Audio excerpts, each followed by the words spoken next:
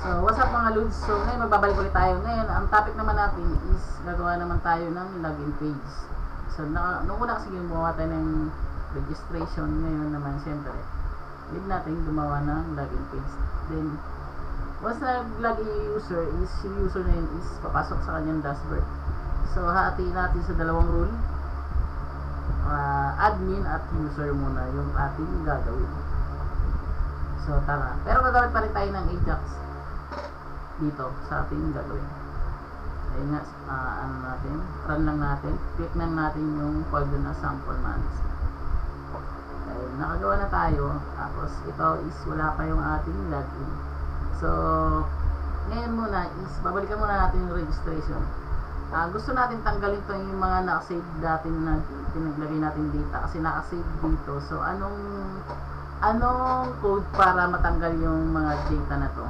Para ma-avoid natin yung nakaka-irita din kasi minsan yung mga data na nakikita yung mga insert natin para din maiwasan yung ibang user na gumamit na. So kapag ginanyan kasi is pwede ko lang i-click yung mga dating in-input ko, yan ganyan. So gusto ko tanggal yung mga data na nakasave na yan. So anong ilalagay natin na code? So ilalagay lang natin dito sa input. Sa bawat input is autocomplete. I-off lang natin yun. So, try natin i-refresh. Tingnan natin kung wala na po yung mga naka-cover na data. So, try natin. Dito sa iba is, pag tingnan natin is meron dito. So, lahat lagyan natin ng autocomplete off. Lahat yan, copy natin, paste natin. So, refresh natin. Tingnan natin is wala na sila. Ayan. Next natin is yun nga, gagawa na tayo ng login page. So, ngayon gagawa ko ng bagong file para sa login page. Pangalanan lang natin login.page. So, paste lang, copy lang natin yung buong input itong buong index, tapos paste natin dito. So ngayon, i-separate na lang natin ito sa sunod. Ihiwalay na sama-sama yung header, sama-sama yung body, sama-sama yung footer. So ipa-finalize na lang natin, kakat-cut natin yung bawat section. So ngayon is try natin pumunta na, mag-delete na tayo pa-login. So delete na natin ang href muna. Tapos lagyan natin login.php. Yan, login.php. Tapos copy lang natin sa login. Ayan, tapos so gawin lang natin siguro ito ng button.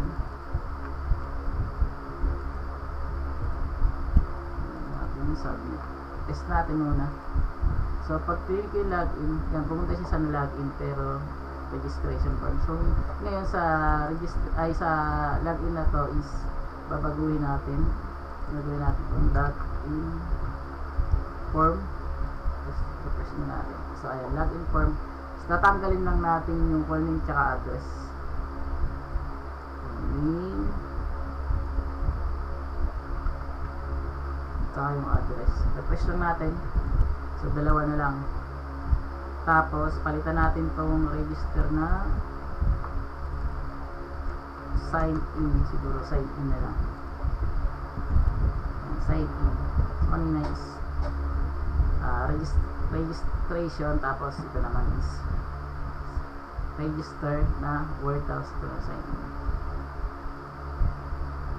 Tapos ilink na lang din natin doon sa para pwede natin ibalik doon sa index. Lagyan natin index.php. Pwede natin ibalik sa index. Lagyan natin. So, once na clinic ko itong sample management, babalik yun sa index. Once na clinic ko itong button na login, pupunta yan sa login page. eh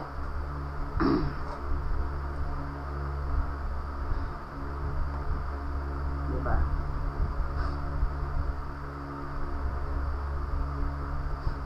So ngayon is ayan, login index tapos login page. Pero gusto ko kasi ayaw ko kasi makita yung .php, .system. Ayaw ko para kasing halatang gawa sa PHP yung ginawa ko. Ayan o, login.php. So ina natin, index.php. Paano po ma-remove yung extension ng .php niyan, .html, mga ganun. So ngayon, ang gagawin natin is i-create tayo ng .access na to. So ayan, create tayo ng ganyan, tapos i-type lang natin to rewrite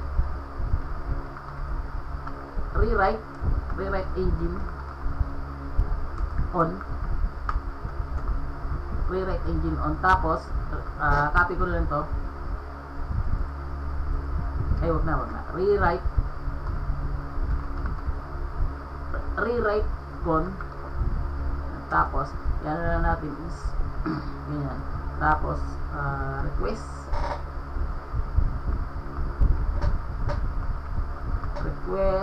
request file name, ganyan, tapos F or malit lang na F, tapos rewrite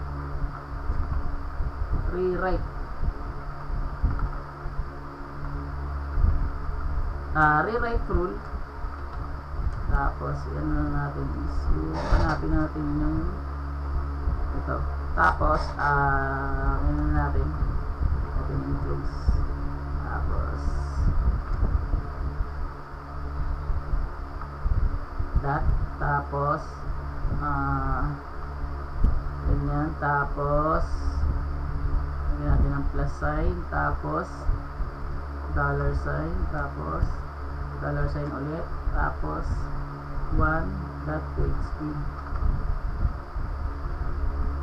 tapos lagyan natin na nc, tapos L.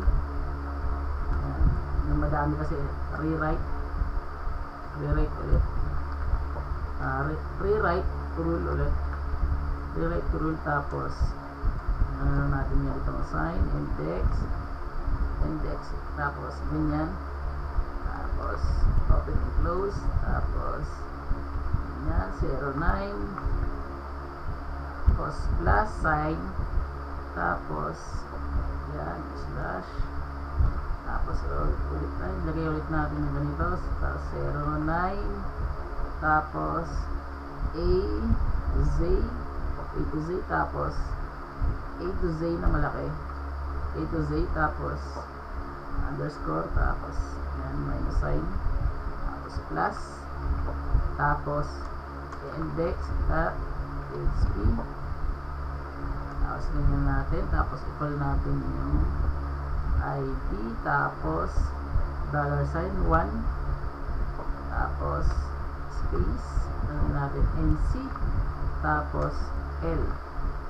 So ito, test muna natin itong part na to. Check muna ang ating ginawa. NC yan, F, rewrite con. Ayan, test natin. Oops, rewrite con. So copy ko na lang dito para mabilis. So ganito lang ang kanyang code na ganito na lang yung gamitin natin na code, maiksi na lang. So yan is the access. So ang ginagawa nito mga loads is tinatanggal niya yung mga extension na .php, .html. Diba, bakit? Kasi pag nakikita na halatang ginawa mo sa PHP to, ginawa mo sa HTML. So ang purpose kasi ng .access, yun yung niya, tinatanggal niya yung mga extension. Ngayon, ipetest na natin kasi pag pumunta tayo ng login, halatang meron siyang login.php. So pag pumunta tayo ng sample management, meron siyang index. Ngayon ang gagawin natin, gagamitin na natin yan. Tatanggalin natin yung index .php sa index, tanggalin ko yan. Tapos tatanggalin ko rin dito sa login. Tapos dito rin sa tanggalin natin yung index na lang itira natin. Tapos dito tanggalin din natin yung yan, lagi na lang. So kapag inano mo siya is pumunta ako ng login, kung pansinin nyo, so login na lang, so wala na yung extension ng .php. So ayun yung purpose nung .ht access na nilagay natin. So ganito lang po yung yung kanyang code. So ganyan lang po yung code niya. Tapos pag pumunta tayo ng index, ayan o, index na lang, wala na yung .php na extension. So ayun na nga, ayun, gagawin natin yung login form. So sa login form natin is magbabaklas tayo dito ng dalawa ulit, tapos dalawa, tapos dito tanggalin ulit natin yung dalawang validation, tapos dito is dalawa, tira natin. Ngayon siyempre papalitan natin kasi add dito yung login na lang ito, palitan natin. Tapos yung kanyang yung ditong itong ano natin, yung Ajax natin is papalitan natin to ng ibang style. So ikakopy ko lang yun dito para mabilis tayo matapos sa ating login. So medyo kasi mahaba to, copy ko, papaliwanag ko na lang to. So copy ko lang siya, ipopost ko naman tong code na to sa aking GitHub, then i-clone nyo na lang. So ayan, so ang ating mag-create tayo ng login form sa natin na. So lalagay tayo ng ID muna, space natin yung log form na yan. Tapos itong ating ID is dito natin, so login form, then ayan, meron na tayo. So dito is yung mga alert na to is dito, gagawa tayo dito kung anong pangalan nito is pangalan ng folder natin is yung ilalagay natin, sample management. So copy natin yan, paste natin dito. Tapos dashboard user na lang, dashboard user. So gawa tayo ng folder na dashboard user, right click, tapos yung folder dashboard user, then lagay natin, mag-new tayo dyan ng file na home.php. ayun, mayroon na siyang home.php. So dito success verify, login, log. So copy ko lang yun dito sa kabila para mabilis tayo. Copy ko lang, tapos paste ko dito.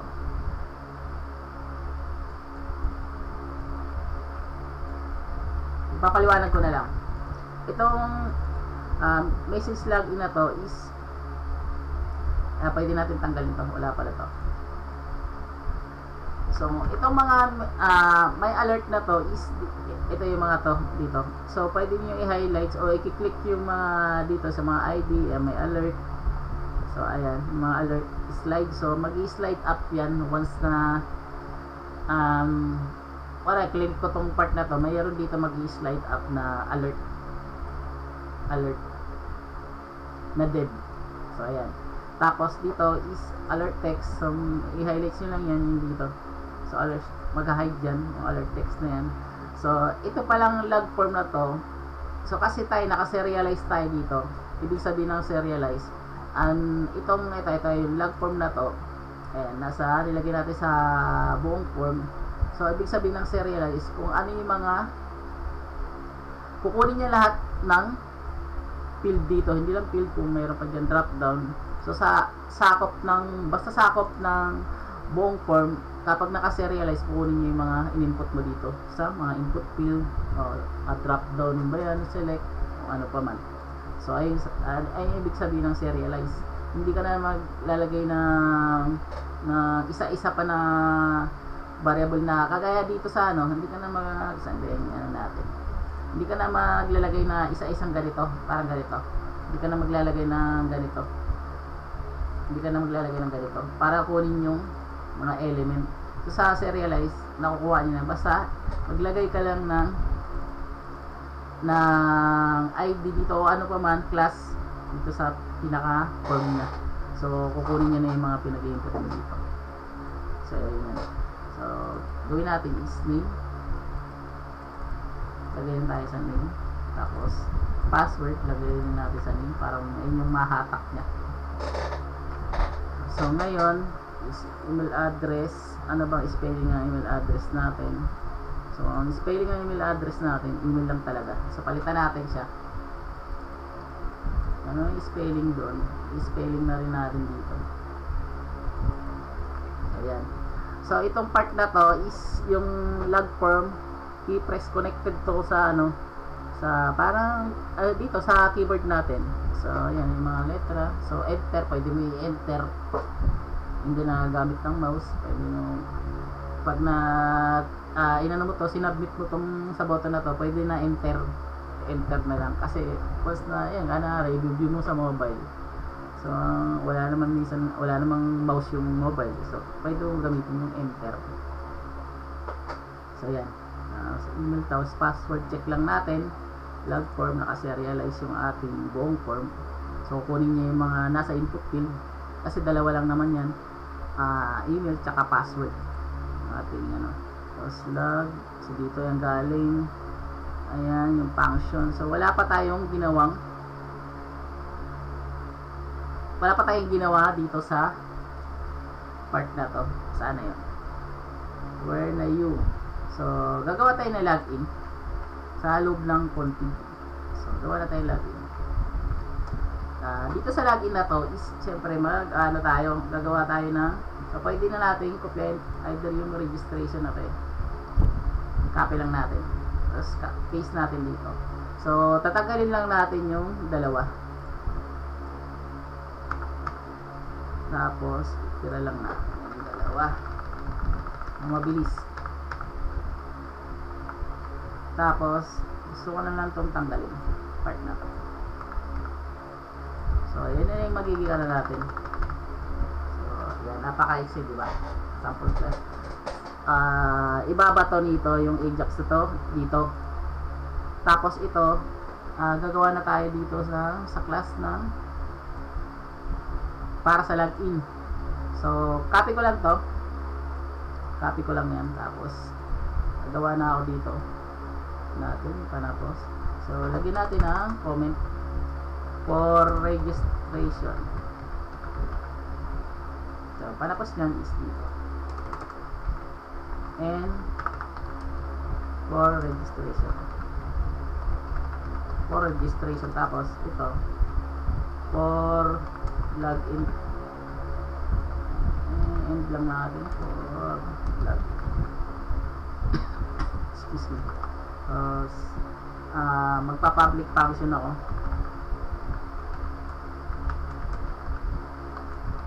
So, space ko lang to. So ito yung galing dito sa ating login. Ko lang. Tapos curly braces, dito natin ilalagay yung sa ating dito na natin ilalagay yung ating function para sa login. Dito na natin ilalagay.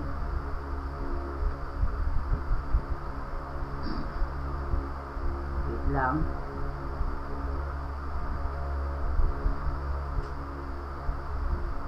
So ngayon ang gagawin natin dyan is gagawa tayo ng una is session. Session start. Next is hindi pala to add user, sorry. Lagyan na natin ng login user. So So copy lang natin kung ginawa natin, binago kasi natin is para na to sa login. Copy ko lang yung login user, paste ko lang dito. So yan. Tapos i-copy ko lang to para mabilis tayo. Copy ko lang to. Space, tapos create na lang ako ng, tapos siyempre magse-select tayo para pag login magse-select tayo dito sa table na to. Select from, so babaguhin na daw nila to yung sana all, yung select all. Ayan, select all from table natin underscore users where laki na natin where username, hindi pala username gamit natin, where email equals to, magagawa lang tayo dito ng yung mail, yun. Tapos and password nilagay natin ng backticks, tapos pasok natin yung password equals to upass.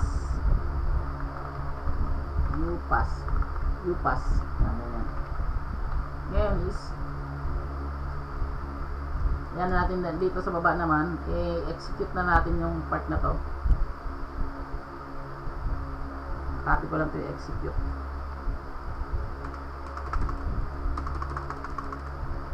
Yan, execute lang natin to part na to.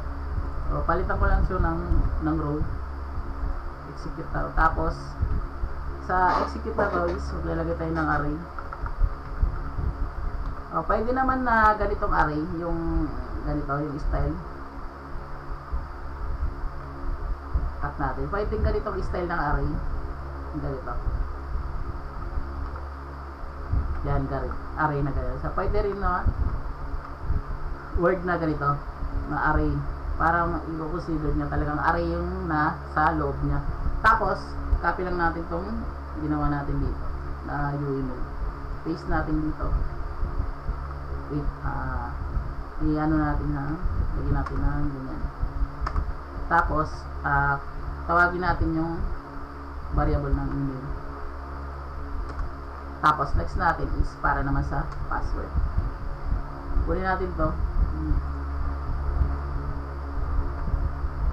tapos gagawin ng single. Tapos tawagin natin yung variable na password. Paste natin dito. So next natin is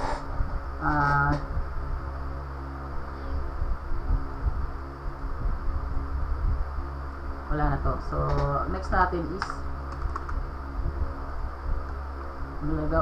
mag-ano tayo ng row, tapos kopyahin lang natin to. Yan. Huwag natin kalimutan yung dinasama yung $sign. Tapos fetch, meron kasing fetch or may fetch. So ibig sabihin ng fetch, baga ipetch nyo yung pinaka single. Kasi siyempre kapag ano ka naman, nag-login ka naman, ikaw lang naman yung kunwari ikaw na user na mag-login. So individual user yung fetching na niya. So fetch asok na lang natin, asok. Lagyan natin ng fetch asok, PDO fetch asok. Lagyan natin to, tama natin. Tapos mag-condition tayo if row, ano natin, i-condition natin if row object natin, tapos row count. So ito is ano ni PDO to, row count. Yung row count na yan is greater than 0. Tapos maglalagay lang tayo ng session. Mahalaga kasi itong session na to para dun sa nag-login na user. Kunin natin user number or user, pwede user ID. Yan. User number. Tapos i-call lang natin tong row na to, is natin dyan. Tapos tingnan natin kung anong ID niya user. So user ID, copy lang natin yan, paste natin dito. tapos ayan, tapos mag-create naman tayo ng logs session ulit. Tapos para naman to sa log, dami yan, log in equals to true lang natin siguro, true natin. Tapos echo lang natin yung echo 1. So turo ko sa'yo bakit 1 yung ano. So itong 1 na to is connected to dito sa ating Ajax. So dito pag may nakita siya, so dito na 1, so it means kapag nag-true yung login niya, so ito yung pinaka-success niya. Dito siya papasok na sa dashboard. Kumari, nag-type mo is yung email mo is tama, tapos yung password mo tama, and yun ay 1. So madidetect niya dito is 1. Ayan, 1. Dineclare natin na 1. So true tong part na to. Tapos kapag mali yung type mo na email tsaka password, false yun. Dito siya sasabi na part na to, o dito sa else natin. So ayan, next is yan na natin siya. Ang gawin na natin is maglalagay lang ako ng else part na to. Tapos echo ko lang, echo ako dito, tapos maglalagay ako dito ng dev plus tapos dev. Yan. Tapos maglalagay ako dito ng copy ko lang na siguro yung kaninang sa register. Copy ko lang to. Copy ko lang, tapos paste ko dito. Oops.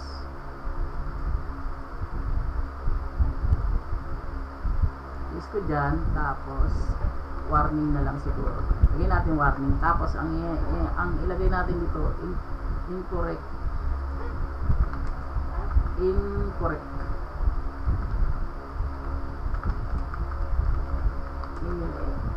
Email or password.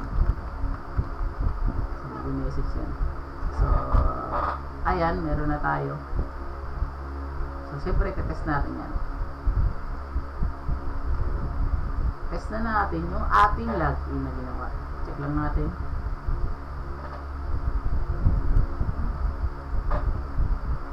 So, pag sinabit ko yan, so, please input boot field. Select log. So, field and select. So, yung message niyan dito galing yan sa ating Ajax. Wala tayong select.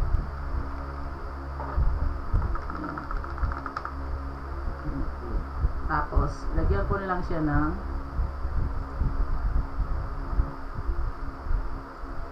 try ko lagyan ng margin top. So, ayan. So, ayan yun. Please input field. So, danger ko na lang siguro yung nasa class.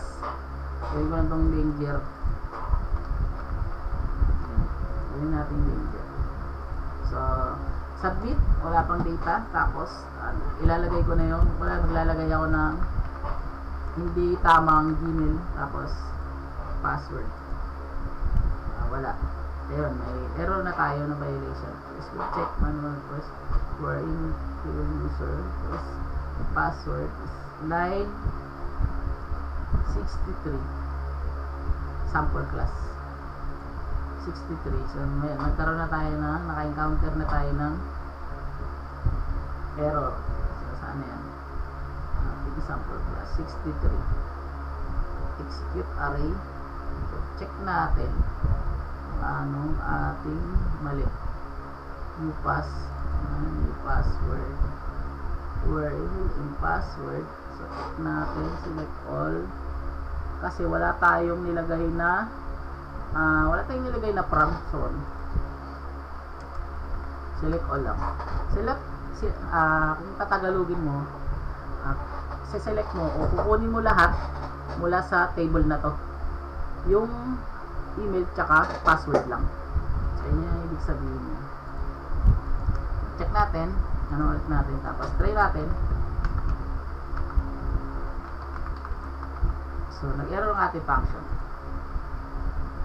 So ayan, ating row count on ball is ano naman din yung ano natin, nag-error yung pinaka ano, kasi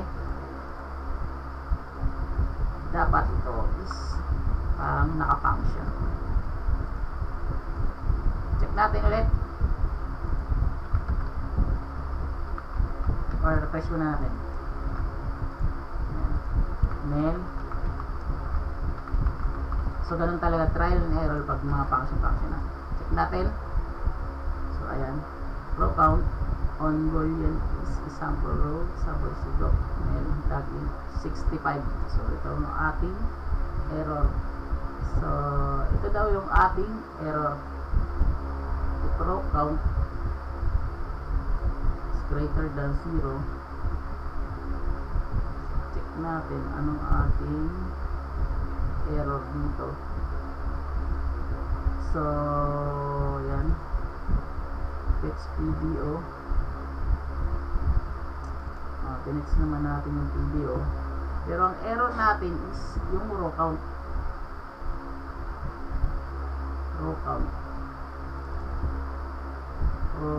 Error natin is yung row count. If kasi hindi raw yung ibabato natin dyan, is yung statement. So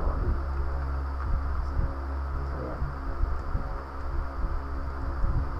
So try, check ulit natin.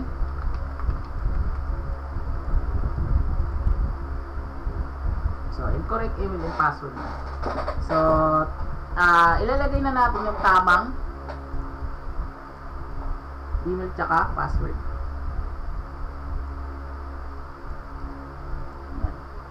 Copy lang natin, tapos paste lang natin dito.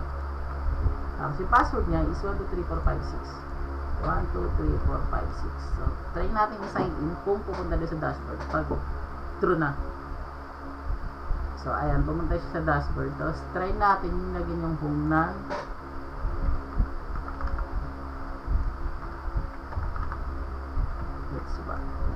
welcome to user dashboard.